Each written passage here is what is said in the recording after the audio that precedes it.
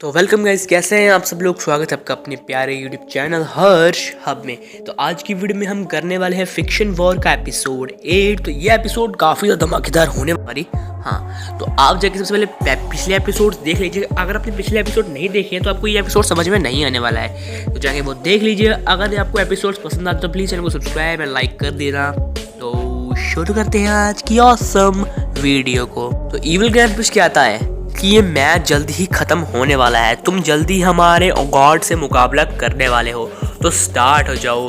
तो गाइस अपना ग्रैंडपुश 2 नाम अनाउंस करता है और वो ग्राउंड पे आ जाता है। सबसे पहले वो बुलाता है गोकू और कॉस्मिक आर्मर सुपरमैन को। आपको पता ही दोनों में कितना बड़ा डिफरेंस है, पर अब गोकू के पास उसका गॉड फॉर्म है, पर गोकू को उसको अचीव करना नहीं आता है।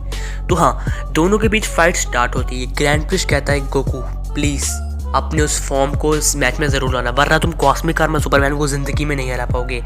कॉस्मिक आर्मर सुपरमैन को पता होता है गोकू के पास वो फॉर्म है, पर वो एक रोबोट है, वो सिंपल बिल्कुल सोचता नहीं है और वो गोकू के ऊपर अपनी सिर्फ एक आंख को ब्लिंक करता है। और गोकू अपने सिर्फ अभी बेस फॉर्म में होता है। गोकू अपनी गॉड फॉर्म में आता है, सुपर सैयन ब्लू में आता है, पर सुपर सैयन ब्लू में भी वो बहुत दूर जगह गिरता है। सिर्फ कॉस्मिक आर्मर सुपरमैन के एक ब्लिंक से गोकू को गुस्सा आ जाता है। गोकू सुपर सैयन ब्लू में ही अपने कॉस्मिक आर्मर सुपरमैन पर पंचेस बरसाने लगता है, पर कॉस्मिक आर्मर सुपरमैन के सामने वो कुछ नहीं, उल्टा गोकू के हाथ ही दर्द करने स्टार्ट हो जाते हैं।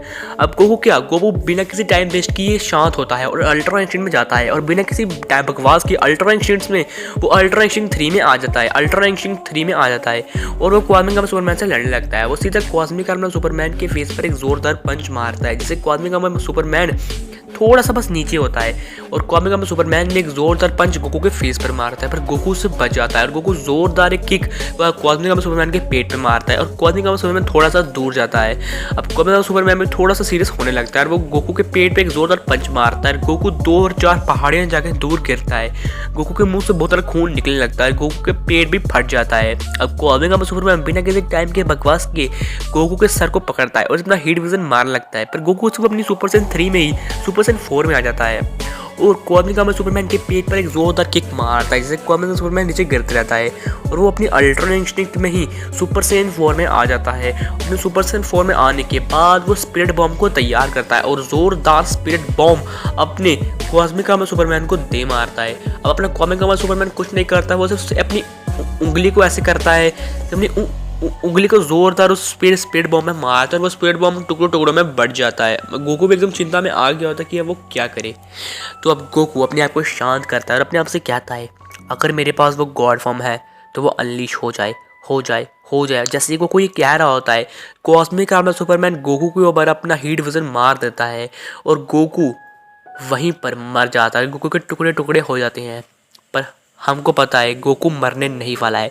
अब गोकू के पास वो form super Saiyan infinity unlock हो जाती है। अब हमको इतना तो पता चल गया कि अभी गोकू ने इस फॉर्म को मास्टर नहीं किया है, पर अब वो फॉर्म तभी आएगी जब गोकू को कोई मारेगा।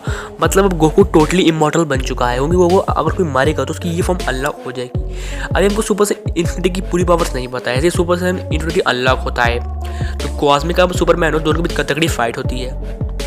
कॉस्मिक आर्मर सुपरमैन एक जोरदार पंच गोकू के मुंह में मारता है, पर गोकू 1 इंच नहीं हिलता और गोकू अब एक जोरदार पंच कॉस्मिक आर्मर सुपरमैन के पेट पे मारता है। कॉस्मिक आर्मर सुपरमैन जाके सीधा जमीन में धंस जाता है और अब गोकू कॉस्मिक आर्मर सुपरमैन के सर को पकड़ता है और एक जोरदार पंच कॉस्मिक आर्मर सुपरमैन के पेट में मारता है। कॉस्मिक आर्मर सुपरमैन वहीं पर एग्जिस्टेंस से उड़ जाता है और ग्रैंडपुश कहता है कि इस मैच का विनर होगा अपना गोकू, पर गोकू अभी भी अपनी उस ऊपर से इन्फिनिटी फॉर्म में ही होता है और वो इविल ग्रैंडपुश को देखता है और वो इविल ग्रैंडपुश पर अब फायर करने लगते हैं और इविल ग्रैंडपुश भी गोकू से लड़ने लगते हैं, पर इविल ग्रैंडपुश भी गोकू के उस फॉर्म करके कुछ नहीं होते। गोकू जोरदार पंच इविल ग्रैंडपुश के मुंह पे मारते हैं, इविल ग्रैंडपुश जमीन पे धंस जाता है, इविल ग्रैंडपुश के मुंह से खून आने लगता है।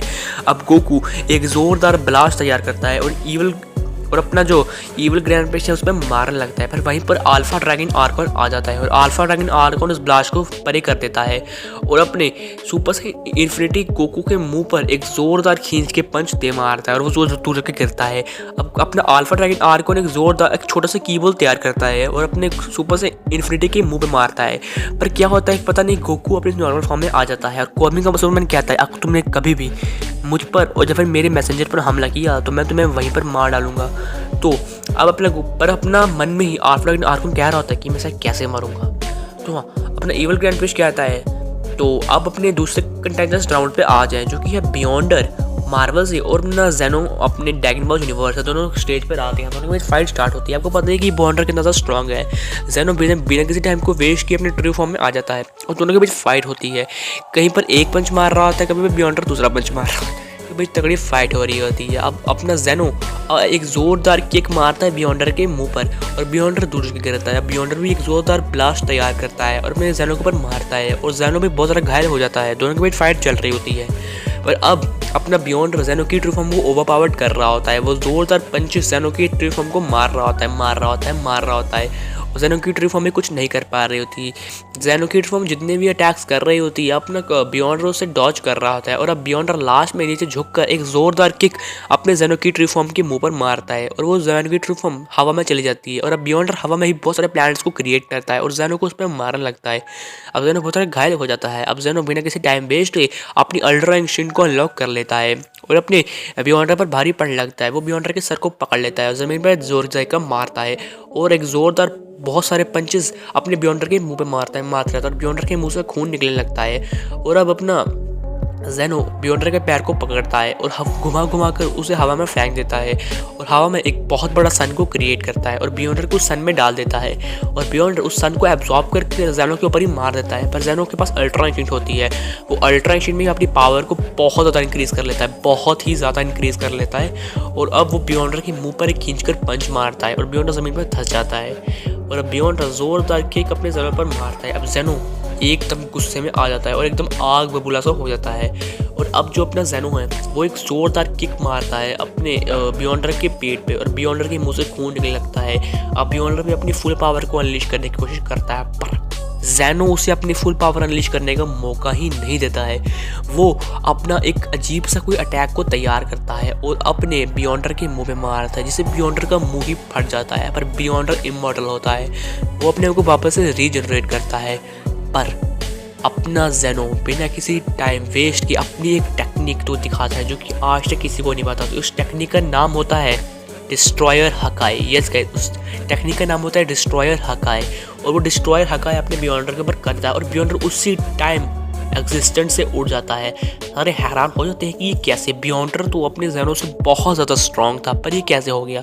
पर जेनो कहता है कि ये टेक्निक थी जो कि मैं सिर्फ मतलब इससे मैं किसी नॉन ओमनीपोटेंट बीइंग और चाहे फिर किसी ओमनीपोटेंट बीइंग को भी मार सकता हूँ, क्योंकि ये टेक्निक एक मुझे सिर्फ दुनिया में एक ही बार इस्तेमाल करने का मौका मिला जो कि मैंने बियॉन्डर के ऊपर इस्तेमाल कर दी है। अब मैं ये टेक्निक कभी भी इस्तेमाल नहीं कर सकता हूँ। तो अपना इविल गैम्बिट कहता है जो मर्जी हो, अपना इस मैच का विनर है जेनो।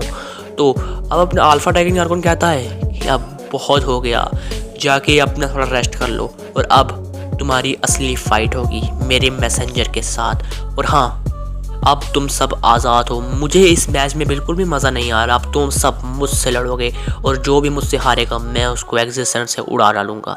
और ये कहते ही ये एपिसोड यहीं पर ख़त्म हो जाता है। अगले एपिसोड देखने के लिए wait on channel, next episode come on our channel soon. तो bye bye guys, thanks for watching.